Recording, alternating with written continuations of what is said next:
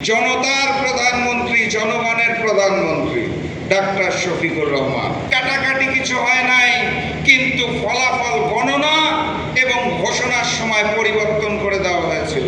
সেই 2008 সালের স্টাইলে আমরা এই সর্বশেষ নির্বাচনটা দেখতে পেয়েছি। নির্বাচনের একদিন পরে নির্বাচন কমিশনে গিয়েছিলাম 11 দলের পক্ষ থেকে, বুঝার জন্য আপনাদের অনুভূতিটা কেমন। এই যে চমৎকার একটা নির্বাচন আয়োজন করলেন, ফলাফল ঘোষণার পরবর্তী 2 ঘন্টায় আমরা মনিটরিং রুমে বসে দেখলাম সংখ্যাগরিষ্ঠ না 200-রও অধিক আসনে আমরা চমৎকারভাবে 11 দলে গিয়ে আছি।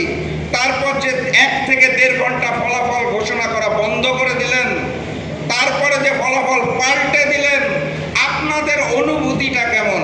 নির্বাচন কমিশনে গিয়েছিলাম, সাংবাদিক ভাইদের মনে থাকার কথা, বের হয়ে আমরা প্রেস ব্রিফিংও করেছিলাম।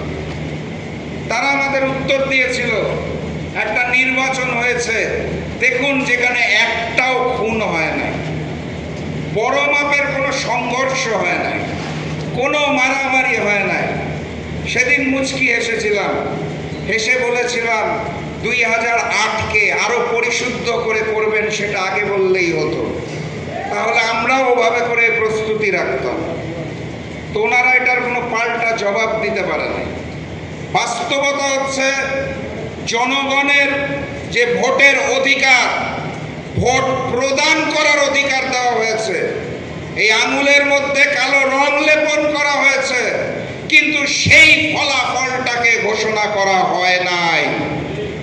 সেই ফলাফল যদি ঘোষণা করা হতো তাহলে আজকের এই ব্যানারে স্পষ্ট করে লেখা থাকতো ডাক্তার শফিকুর রহমান, মাননীয় প্রধানমন্ত্রী বাংলাদেশ সরকার। এই কারণে আমাকে এখন বারবার বলতে হয়, জনতার প্রধানমন্ত্রী, জনগণের প্রধানমন্ত্রী ডাক্তার শফিকুর রহমান। কারণ তিনি প্রধানমন্ত্রী হয়েছেন, সেটা কেড়ে নেওয়া হয়েছে।